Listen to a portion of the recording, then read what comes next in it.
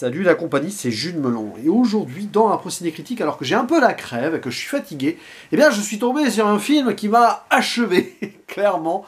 Allemagne, année 0, troisième volet de la non-officielle trilogie de la guerre d'un certain Roberto Rossellini, donc grand cinéaste italien, fer de lance du néo-réalisme, qui avait fait Rome ville ouverte, et entre-temps Paisa, que lui je n'ai pas vu, Rome ville ouverte, j'en ai fait une vidéo à l'époque, et donc là, en 1948, sortie italienne, il a proposé un terrifiant Allemagne année 0, qui comme son nom l'indique se déroule à Berlin, capté sur le vif quasiment dans les décombres de cette ville qui a subi la guerre, etc.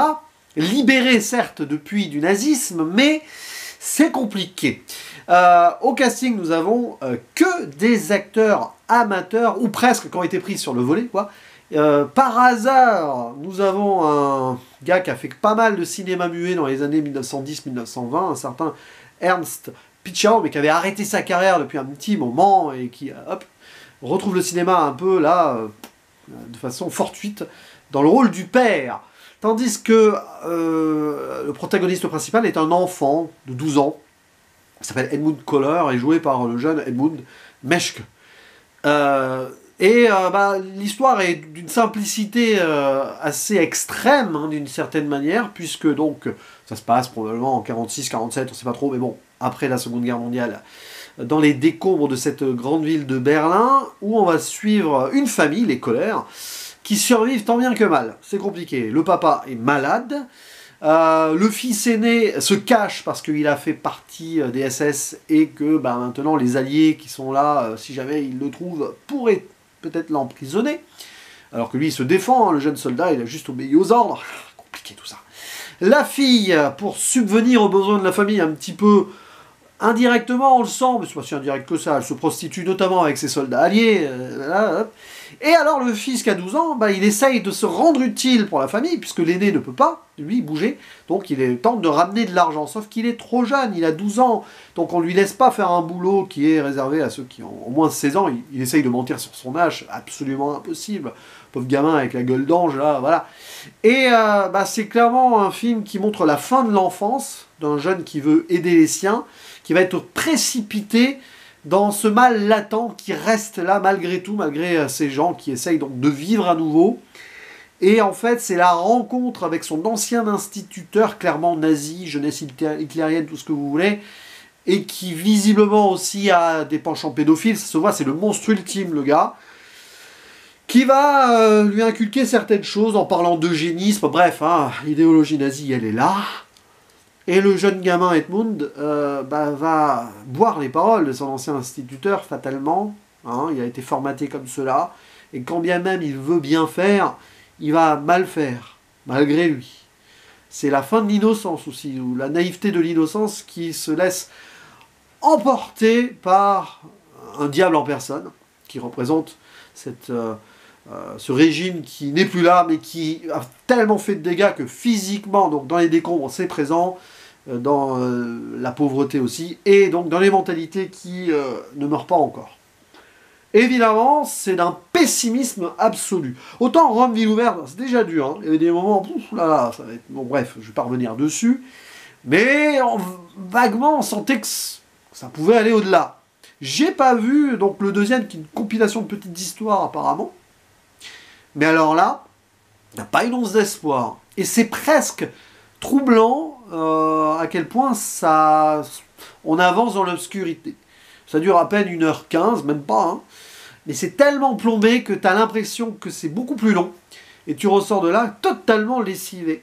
Difficile pour moi de dire donc si j'ai apprécié ou pas le film. C'est très compliqué. Ce qui est sûr, c'est que c'est d'une radicalité qui fait que ça ne laisse pas indifférent. Et que c'est un cinéma donc très réaliste, néo-réalisme oblige, qui questionne beaucoup de choses, et Rossellini, là, il voulait peut-être encore tirer le signal d'alarme. 48, bon, les choses n'étaient peut-être pas réglées, la peur que le mal revienne, peut-être aussi, et là, oh là là, qu'est-ce que c'est âpre, oh là là, mon Dieu, je ne vais pas vous dire ce qui se passe à la fin, ou même avant, la mort rôde, évidemment, j'ai presque trouvé d'ailleurs le final trop brutal, trop rapide, trop... ça va vraiment au bout du délire de la négativité totale. Mais le propos est clair, c'est que toutes ces... Voilà, l'héritage ici du mal, c'est que oui, c'est pas en 2-3 ans en essayant de reconstruire et tout que tout va aller mieux, et que de toute façon, il y aura encore des dommages collatéraux et des conséquences dramatiques et négatives ici pour l'Allemagne. En ville ouverte, il y avait le fascisme, bien sûr, et que la reconstruction derrière, bah, c'est pas pour tout de suite. Et donc, c'est personnifié dans cette gueule d'ange qui, malheureusement, ne peut pas, en fait, subsister et survivre, ou faire subsister sa famille comme cela, ce n'est pas possible. Trop jeune, génération sacrifiée, fatalement, et c'est pas parce que, finalement, la Seconde Guerre mondiale a terminé que, bah oui, bah, l'Allemagne, elle a été laissée dans un état catastrophique, fatalement, et les habitants là, quelle que soit leur idéologie au final, bah, parce que le père, lui, est contre les nazis, on le voit, lui...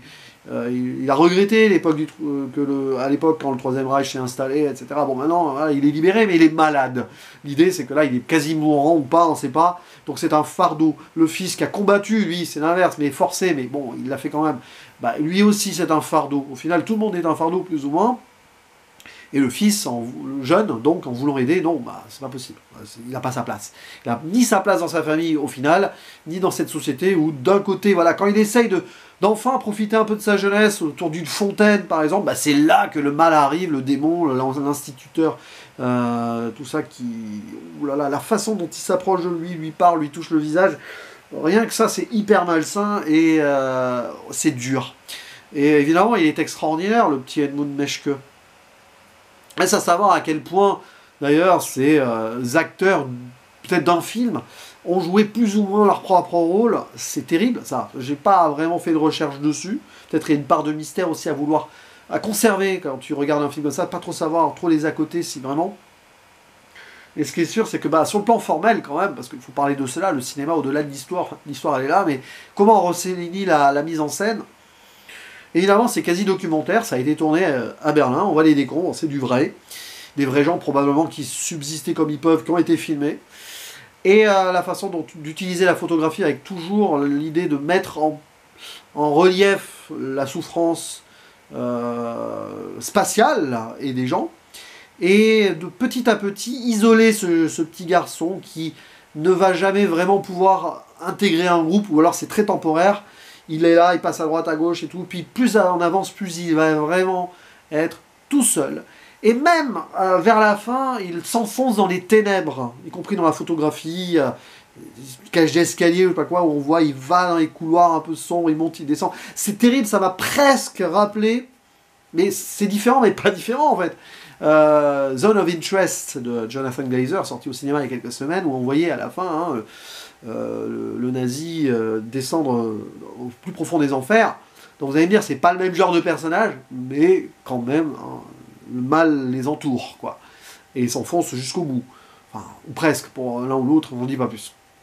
Et puis tout le final, qui joue sur l'espace tout le temps. Il joue tout le temps sur les espaces, sur comment cadrer ce jeune qui va pas bien, qui essaye, mais qui va pas bien. Et là, voilà ce qui se passe à la fin, ça fait mal.